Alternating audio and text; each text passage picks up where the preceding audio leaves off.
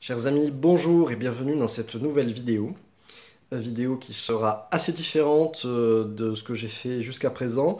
Originellement, je devais vous faire la lecture d'une nouvelle de Mérimée, vidéo qui a d'ailleurs été enregistrée hier. D'habitude, voilà, j'enregistre le jour même. Mais aujourd'hui, je me suis dit, on va prendre un petit peu d'avance, on va enregistrer la veille. Et j'ai eu bien raison, puisque j'ai eu un problème à l'export, et c'était sans doute parce que la vidéo était plus longue que d'habitude, je ne sais pas. En tout cas, à partir du moment où j'ai eu un message qui me disait que l'exportation serait terminée dans 83 millions d'heures, je me suis dit que ça serait peut-être pas pour ce soir. Donc en attendant, je me suis dit, bien, qu'est-ce que je vais faire? Est-ce que je vous lis une autre nouvelle? Et puis finalement, voilà, j'ai eu envie de changer un petit peu de registre. Et ça recoupe un petit peu aussi avec ce que je vous avais dit et dont on pourra parler dans le live de dimanche. D'autres envies que j'avais. Donc là, aujourd'hui, je vais vous parler d'un livre et je vais vous lire un extrait qui ne sera donc pas une nouvelle, mais un essai sur, et sur la mode et sur l'élégance. Voilà, qui s'appelle donc Philosophie de l'élégance de Maggie Roof.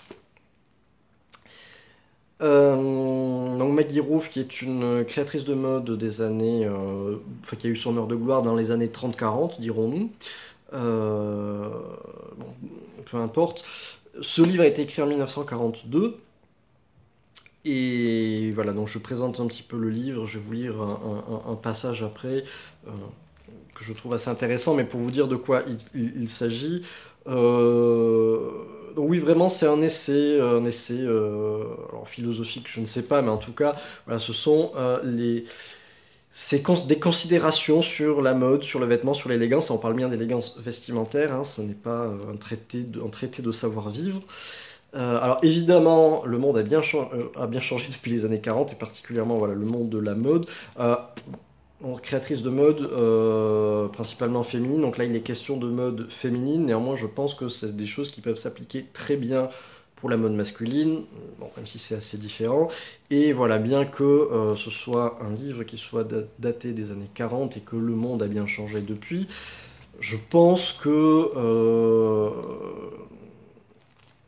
c'est une lecture qui est intéressante et on trouve quand même des choses à dire. Et puis même, voilà, voir ce qui a changé, c'est intéressant. Et voir des universaux qui finalement sont toujours les mêmes, c'est assez amusant. Euh, la lecture, alors les chapitres sont assez... ne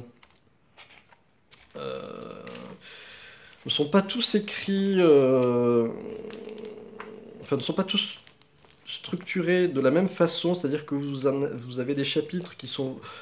Vous avez, c'est presque vraiment une succession de très courts aphorismes, d'autres où c'est beaucoup plus long. L'écriture est quelquefois un peu poétique, quelquefois beaucoup plus prosaïque. Quelquefois, on peut se lancer dans de la fiction, et des fois, c'est beaucoup plus de l'ordre, voilà, de l'essai. En tout cas, il y a un style certain, la plume est très agréable à lire, je trouve. Et à titre personnel, voilà, c'est vraiment sur ce sujet-là de la mode, de l'élégance, je trouve que, enfin, personnellement, c'est mon bouquin préféré de tout ce que j'ai pu lire. Et voilà, comme je vous le disais, je pense que ça peut s'appliquer, je pense qu'on peut y trouver autant les dames que ces messieurs y trouveront leur compte.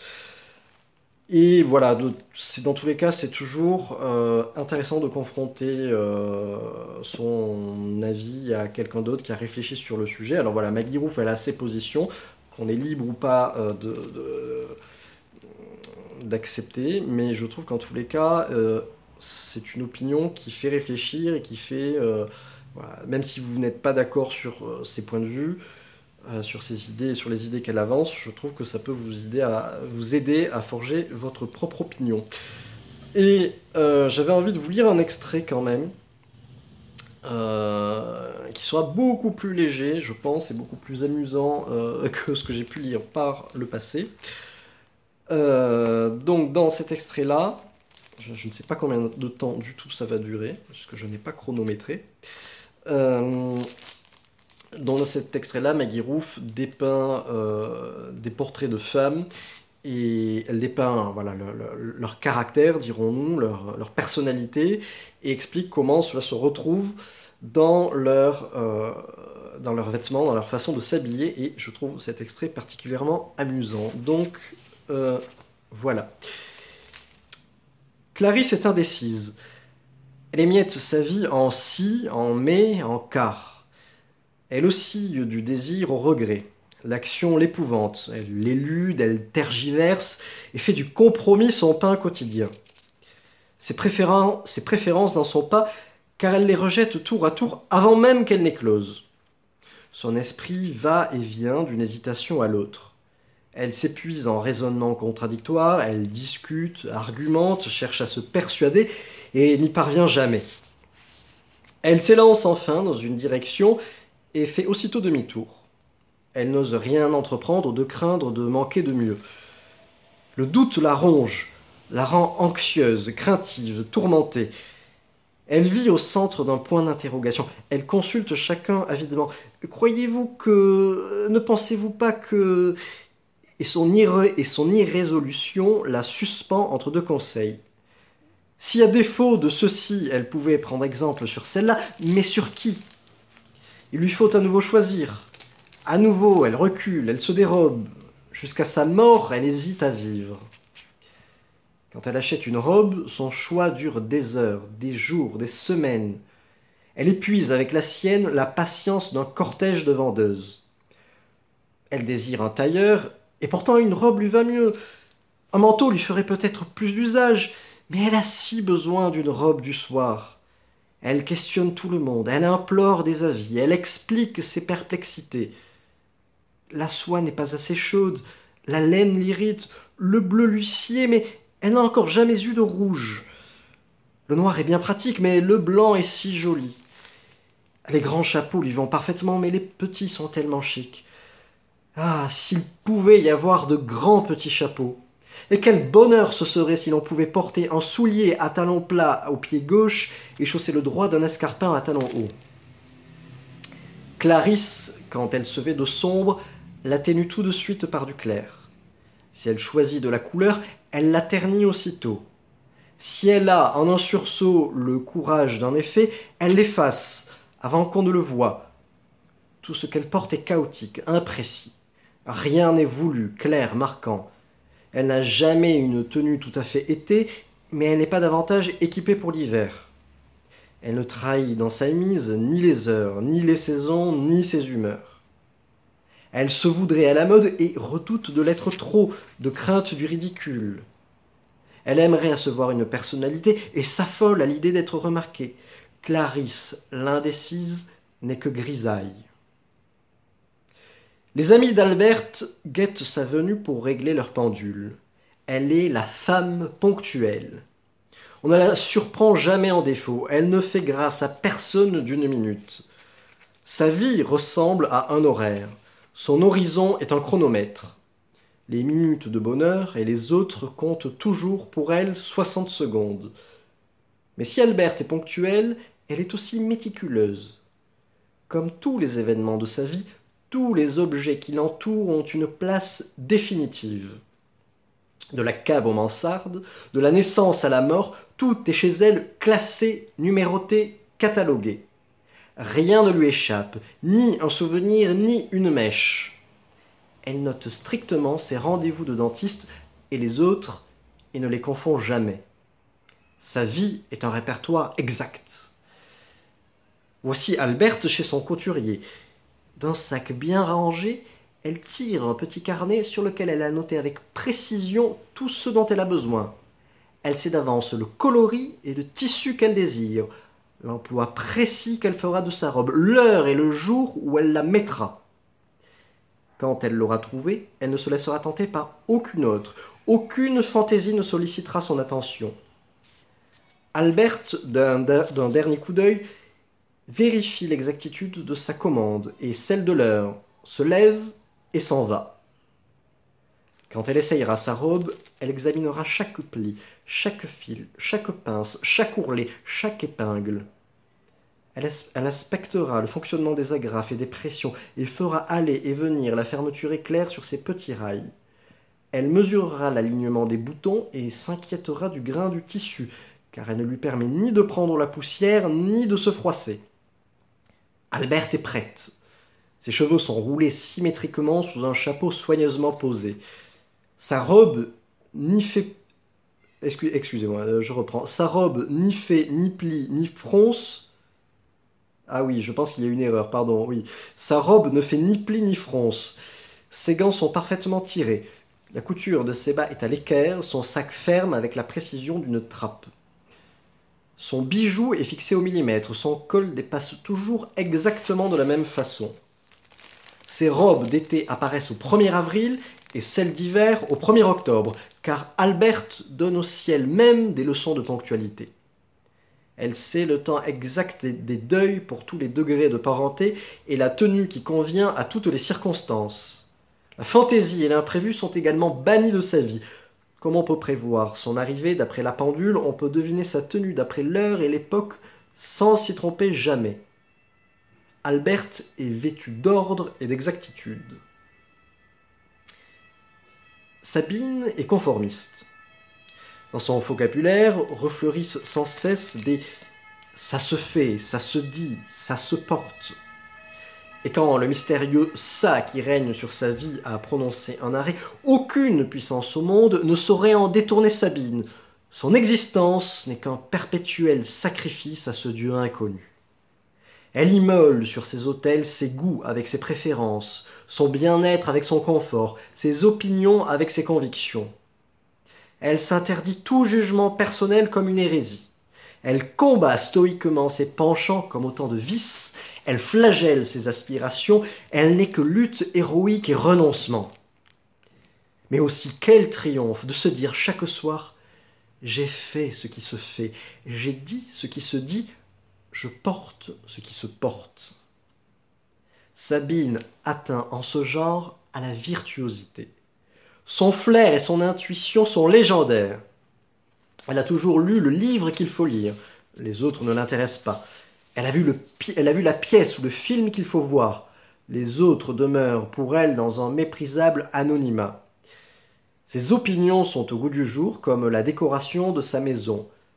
Ses occupations n'ont pour but ni de lui plaire ni de la distraire, mais d'appartenir à cette mystérieuse catégorie des choses qui se font. Elle déteste le golf, mais y joue assidûment. Manger tard l'indispose, mais elle ne dîne jamais avant 10 heures. Elle aime les romans et ne lit que l'histoire. Elle adore les loulous blancs et se promène avec un caniche noir. Sabine vit par procuration. La première parole de Sabine en entrant chez son couturier est pour demander « Que porte-t-on cette saison? Quelle est la robe à succès ?» Jamais elle n'ajoute « Pensez-vous qu'elle m'ira ?» Sabine, fidèle à ses principes, mettra du vert, si vert il y a. Et Dieu sait si son teint en pâtit. Les jupes sont-elles en forme? Marchons pour les jupes en forme. Qu'importe si elles la grossissent. Les robes sont-elles de plus en plus courtes? Parfait. Et tant pis pour ses jambes qui gagneraient à être un peu moins découvertes. On rencontre sans cesse Sabine sans chapeau, et pourtant le vent lui donne d'atroces névralgies. Le soleil l'incommode et ses cheveux n'y résistent pas. Elle porte de lourds souliers qui la font bien souffrir, et son immense sac lui ankylose le bras. Sabine est bien ou mal habillée, au gré changeant des modes ou des années. Pendant 6 mois, elle est charmante, et tout à coup on la retrouve affreuse. Si tout ce qui se porte coïncide miraculeusement avec son type, elle traverse une période heureuse. Si rien ne lui sied, elle sombre avec sérénité dans le ridicule ou la médiocrité. On peut la connaître et ne jamais la reconnaître. Elle est l'expression non d'elle-même, mais d'un moment fugitif. Elle est un assemblage fortuit de lois et de décrets, un amalgame passager de goûts aussitôt fait que défait. Il demeure d'elle des images successives, mais aucun souvenir. Il suffit de la voir pour deviner qu'esclave et martyr, cahottée de hasard en hasard, elle est la proie à la tyrannie du grand ça. Un peu de lumière glisse aux fentes des volets. Claude cligne une paupière. Il lui faut un peu sur l'oreiller tourner la tête pour lire l'heure. Quelle fatigue! Elle ne dort que depuis hier 11 heures et il en est à peine 10 ce matin. Claude récapitule tous les efforts qu'attend d'elle la journée. Il en est d'inévitables, comme de manger, s'habiller. Mais les autres, si elle les rejetait très vite. Demain peut-être. C'est une idée charmante et Claude, apaisée, souriante et rose, se rendort. Quand par hasard elle est réveillée, elle n'est pas pour cela levée. Elle traîne un peu, si peu. Sa toilette est lente, et voilà la matinée tout à coup envolée. Personne ne sait ni où ni comment. Claude n'a de loisir pour rien. Elle voudrait bien faire ceci ou cela, mais elle est toujours et partout en retard. Si elle doit prendre un train matinal, elle en souffre 15 jours d'avance. Si elle est contrainte à quelques courses, elle y renonce aussitôt. Elles seront faites par d'autres, ou elles ne se feront pas. Elle s'occupera de ses enfants demain, de sa maison après-demain, d'elle-même la semaine prochaine. Elle ne conjugue bien que le futur. Tout le travail la lasse, l'effort l'exténue, l'ennui s'embusque partout autour d'elle. Les heures la fuient et lui échappent. Le temps qu'elle ne vit pas s'évanouit au gouffre de son oisiveté. Le vide de ses jours n'égale que le néant de ses occupations. Les années mortes suivent les semaines mortes, et Claude, la paresseuse, bâille sa vie. Si vous rencontrez Claude, vous lui verrez toujours une robe ou un chapeau de la saison dernière ou avant-dernière. Elle est pleine d'éloges pour la vôtre, qui est neuve. Mais comment, demande-t-elle plaintive, trouvez-vous le temps de la commander? Elle n'a pas eu un instant, elle, pour aller chez son coiffeur. Et à la voir, on comprend qu'elle n'en a pas eu davantage ce matin pour se coiffer. La même raison explique sans doute son sac défraîchi, ses talons douteux.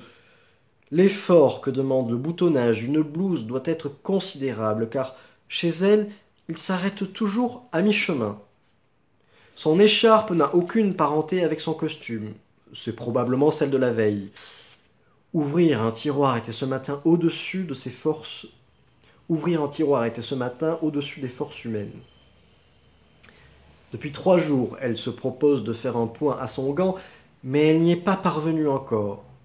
Son parapluie est resté chez une amie, où elle n'a pas eu le temps de le chercher, et elle se souvient soudain avec ennui que ses bijoux sont demeurés sur sa coiffeuse.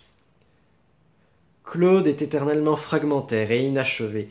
L'oubli et la négligence se disputent sa personne. Bâtissant toujours dans le futur, elle n'est qu'un laissé-pour-compte du passé.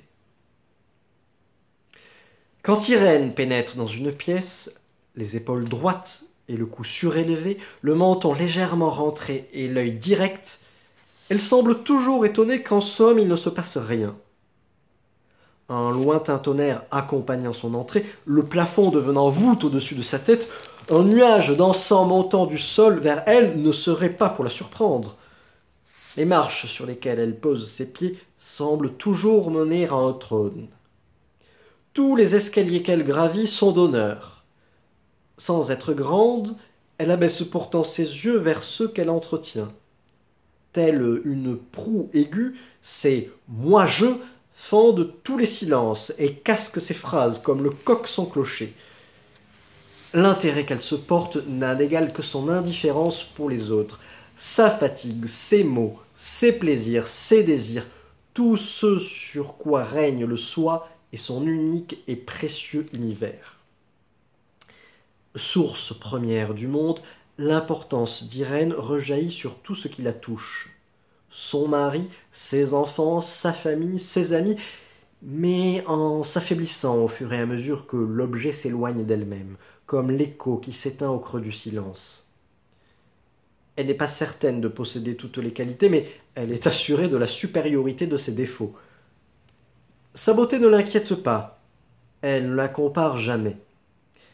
Elle ne daigne pas discuter ses opinions, puisque ce sont les siennes, et ce qu'elle ignore, il est indécent de le connaître. La hiérarchie d'Irène est simple et rigoureuse. Elle, et puis tout le reste. Irène est déconcertée quand une mode ne lui est pas destinée. Excusez-moi. Irène est déconcertée quand une mode ne lui est pas destinée. Par représailles, elle l'ignore. Elle pense être assez puissante pour lui tenir tête et croit-elle pour la vaincre. Aussi, certaines saisons est-elle tour à tour à l'avant ou à l'arrière-garde de ce qui se porte, affirmant que la mode est ravissante ou affreuse selon qu'elle lui agrée ou la contrarie. Toujours quelque chose sur elle trahit les proportions qu'elle accorde. Sur son sac, les initiales sont un peu au-dessus de l'habituel gabarit. Pourquoi, grand-mère? Pour qu'on sache mieux qu'il m'appartient, mon enfant. Ses cols sont plus hauts, ses bijoux plus apparents. Je peux me permettre cela, moi, semble-t-il dire. Elle s'habille aussi naturellement de couleur criarde que de ton neutre. Elle peut être trop élégante ou d'une simplicité austère, persuadée qu'elle ne peut pas davantage choquer que passer inaperçue. L'erreur lui est inconnue puisque, en la commettant, elle en fait une vérité. Irène, vêtue d'orgueil, est intangible. Elle est la certitude et la sécurité. Le sol qu'elle foule lui est un piédestal, le ciel un dais et la vie tout entière un hommage. Le mari de Corinne, les enfants de Corinne, les amis de Corinne ont renoncé à la satisfaire. Elle désire toujours précisément ce qu'elle ne peut avoir parce qu'un autre le possède. Son émeraude, depuis qu'elle veut le rubis de Sabine, ne lui fait plus aucun plaisir. L'appartement de Martine est celui de ses rêves. Elle ne se consolera jamais de ne pas avoir la voiture de Florence. Les voyages de ses amis lui donnent la fièvre, et leurs tables, au restaurant, sont toujours mieux placées que la sienne. Les fleurs qu'on leur envoie sont plus belles que toutes celles qu'elle reçoit. Leurs amis plus aimables, leurs maris plus attentifs, leurs enfants plus dociles, leur vie plus facile. Pour Corinne, tout ce qui est aux autres est marqué du signe plus. Tout ce qui lui appartient du signe moins. Si elle pouvait avoir la terre entière, elle soupçonnerait encore quelqu'un de posséder le soleil et s'en montrerait chagrine. Elle ne connaît ni répit ni repos dans sa course harassante vers ce qu'ont les autres. Son bonheur, ses joies, elle ne les goûte que du bout des lèvres et ne les perçoit que du coin de l'œil, tant elle est sûre que tout est mieux chez la voisine. Ayant tout, elle se dépossède elle-même. Ignorant sa richesse, elle vit pauvre. Gaspillant le pain de sa propre table, elle subsiste des miettes qu'elle mendie. Corinne entre en coup de vent chez son couturier. Il lui faut absolument et tout de suite la ravissante petite robe, comment l'appelez-vous? Ah oui, brise de printemps, qu'elle vient de voir sur Sabine. Mais au fait, madame Suzanne, qu'a donc commandé mon amie Martine? Et Florence? C'est bien joli aussi. Commander une robe, en commander 3. Problème. Elle a entendu dire qu'Aline s'était fait commander un modèle spécial. Pourrais-je le voir? Non, il est déjà livré. C'est vraiment très fâcheux. Demandez, je vous prie de le rendre. Demandez, je vous prie de le reprendre. Je repasserai. C'est évidemment celui qui lui ira le mieux. Sauriez-vous par hasard, madame Suzanne, d'où vient le chapeau de Florence? Et aussi, qui fait les souliers de Martine? Ah, merci, je l'inscris. Et sur son petit carnet, Corinne note une adresse de plus. Allons, elle se sauve, il faut qu'elle aille acheter le parfum de Cécile et essayer de savoir d'où viennent les petits fours de Marie-Angèle. Corinne a la sclérotique un peu jaune, la moue facile. Personne ne connaît la couleur de ses cheveux. Elle est tantôt blonde, brune ou rousse. Son teint est lilial ou hâlé, selon qu'elle imite Claire ou Diane. Elle est une carte d'échantillon de tout ce que portent ses amis, un miroir où elles se reflètent toutes, mais dont elle seule est absente. Dans ce singulier pêle-mêle où elle se complaît, rien n'est à elle, rien n'est d'elle. Corinne vit d'emprunt et s'habille de larcin. Ronde, folle et charmante, des Claude, des Irène, des Clarisse, des Sabine, des Corinne, et de vous toutes qui passez au gré des heures et des pensées. Si un jour au miroir matinal, ô Claude, ô Florence, ô Irène, ô Clarisse, vous pouviez, l'espace d'un éclair, apercevoir l'étrangère, l'adopter et l'instruire, vous seriez l'espace d'une vie plus belle étant meilleure, et meilleure étant plus belle. Ô Florence, ô Claude, ô Irène, chers fantômes qui glissez au ruisseau du temps, vous porteriez vos grâces et vos disgrâces comme autant de fleurs au doux bouquet des saisons de la vie. Ô Claude, ô Irène, beauté et jeunesse point ne sont vaines, vieillesse et laideur le sont. Savoir et vouloir, herbes magiques, philtres uniques, simples antiques, racines de mandragore, élixirs rares, remèdes salutaires, médecine amère, suave nectar. Ô Claude, ô Irène, versez, versez, et nous boirons. Voilà, j'espère que cette petite lecture assez différente de ce que j'ai fait par la suite vous aura plu. Voilà, si ce genre de choses vous intéresse, n'hésitez pas à le signaler en commentaire. Et en tous les cas, n'oubliez pas qu'il y a 17 h dimanche, un petit live sur lequel nous pourrons parler de ces choses-là. Je vous dis d'ici là, peut-être à demain si j'arrive à reposter donc la vidéo de Mérimée que je devais poster aujourd'hui. Et sinon, à dimanche. Et d'ici là, portez-vous bien.